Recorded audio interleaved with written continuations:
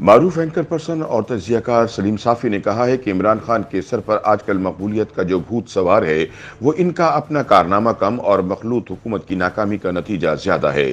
لوگ حیران اور پریشان ہیں کہ پنجاب میں ترقیاتی کاموں کی وجہ سے کامیاب ترین قرار پانے والے شہباز شریف وزیر اعظم بن کر نہ تو معیشت سنبھال پائے اور نہ ہی معیشت کا بیڑا غرق کرنے والے عمران خان کو لگام ڈال سکے، بلکہ سچ پوچھیں تو عمران کے سر پر آج کل پاپولیرٹی کا جو بھوت سوار ہے وہ ان کا اپنا کارنامہ کم اور مخلوط حکومت کی ناکامی کا نتیجہ زیادہ ہے۔ اپنے تازہ سیاسی تجزیے میں سلیم صافی کہتے ہیں کہ میری دانست میں مخلوط حکومت کی ابتر کارکردگی کی وجوہات میں پہلی وجہ تو یہ ہے کہ حکومت جن لوگوں پر مشتمل ہے ان کی آپس میں کوئی نظریاتی ہم آہنگی نہیں۔ Muslim League Noon, Pakhtunkhwa MAP, J U I اور جے یو پی وغیرہ میں کوئی نظریاتی ہم آہنگی نہیں۔ یہ جماعتیں دھاندلی کی پیداوار عمران خان حکومت اور فوجی اسٹیبلشمنٹ کی سرپرستی میں ان کی فسطائیت کے خلاف جمع ہوئی تھیں۔ مسلم لیگ نون نے اگرچہ پیپلز پارٹی کو پی ڈی ایم سے نکال دیا تھا، لیکن جب انہیں یہ نظر آیا کہ اسٹیبلشمنٹ کی بے ساکیاں ہٹنے سے خان حکومت گر رہی ہے تو نئی حکومت کی تشکیل کے لیے یہ سب دوبارہ اکٹھا ہو گئے۔ پھر عمران خان کی اتحادی ایم کیو ایم اور باپ پارٹی بھی پی ڈی ایم سے آ ملی۔ تضادات کی انتہا دیکھ لیجئے کہ اب ایک طرف بلوچستان عوامی پارٹی اور دوسری طرف محسن داوڑ اس حکومت کا حصہ ہیں، جبکہ یہ حکومت 2-3 ارکان کی اکثریت کے بل پر قائم ہے۔ ہر پارٹی اور ہر فرد وزیر اعظم کو بلیک میل کرنے کی صلاحیت رکھتا ہے، جس کی وجہ سے شہباز شریف کے ہاں وہ قوت فیصلہ نظر نہیں آتی جو بطور وزیر اعلیٰ پنجاب ان کے ہاں دیکھنے کو ملتی تھی۔ سلیم صافی کہتے ہیں کہ ایک اور مسئلہ یہ درپیش ہے کہ حکومت کے زیادہ مزے Peoples party, J U I اور باپ وغیرہ لوٹ رہی ہیں، لیکن حکومتی اقدامات کا دفاع صرف شہباز شریف کی مسلم لیگ کو کرنا پڑتا ہے، بلکہ پوری مسلم لیگ بھی یکسو نظر نہیں آتی اور ایک دھڑا اس حکومت کا دفاع کرتے ہوئے ہچکچاہٹ کا شکار نظر آتا ہے۔ انتہا دیکھ لیجئے کہ اے این پی اور آفتاب شیرپاؤ کی جمہوری وطن پارٹی تو حکومت میں شامل نہیں، لیکن دوسری طرف چودھری شجاعت حسین کے گروپ کے 2 افراد وفاقی وزیر ہیں۔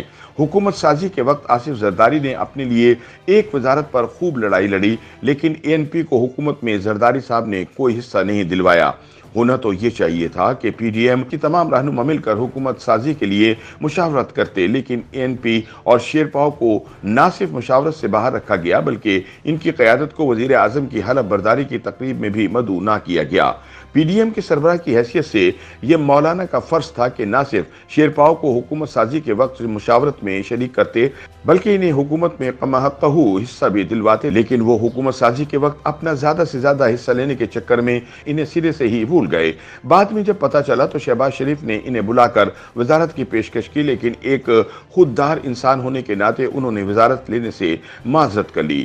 دوسری طرف جب وزیر اعظم اے این پی کے ساتھ ہونے والی زیادتی کی طرف متوجہ ہوئے تو ازالے کے لیے انہوں نے اس کی قیادت کو بلا کر پختونخوا کے گورنرشپ کی پیشکش کی، لیکن مولانا اس میں بھی رکاوٹ بن گئے، حالانکہ گورنرشپ ہر حوالے سے اے این پی کا حق ہے۔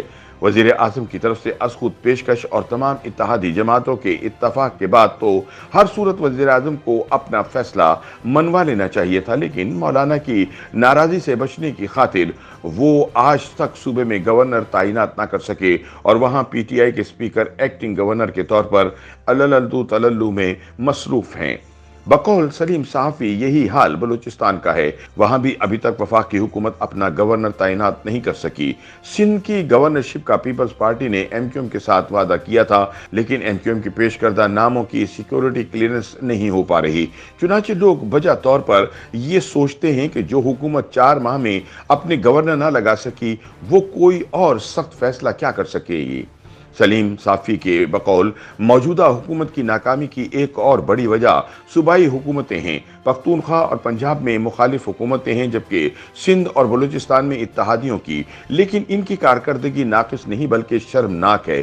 18ویں ترمیم کے بعد زیادہ تر اختیارات اور وسائل صوبوں کے پاس چلے گئے، لیکن لوگوں اور میڈیا کی نظر صرف وفاقی حکومت پر ہوتی ہے، جبکہ دوسری طرف عمران خان بھرپور سیاست کر رہے ہیں۔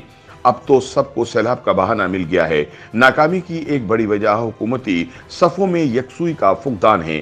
یہ بات اب کوئی راز نہیں رہی کہ عمران حکومت کی ناکامیوں کا ٹوکرا اپنے سر لینے کا فیصلہ نواز شریف اور آصف زرداری کا تھا۔ اگر نواز شریف کی مرضی نہ ہوتی تو شہباز شریف کبھی حکومت نہیں بنا سکتے تھے۔ सलीम साफी का कहना है कि हुकूमती नाकामी की एक बड़ी वजह यह भी है कि इसमें शरीक लोग अपना कोई मुश्तरका और मुतफ़क्का बयानियां तश्कील देने में नाकाम रहे, जबकि मीडिया मैनेजमेंट और प्रोपेगेंडा के मामले में आज भी पीटीआई इससे बहुत आगे है। पीटीआई अपना झूठ बनाकर बेच सकती है, लेकिन हुकूमत अपना सच भी मार्केट नहीं कर सकती।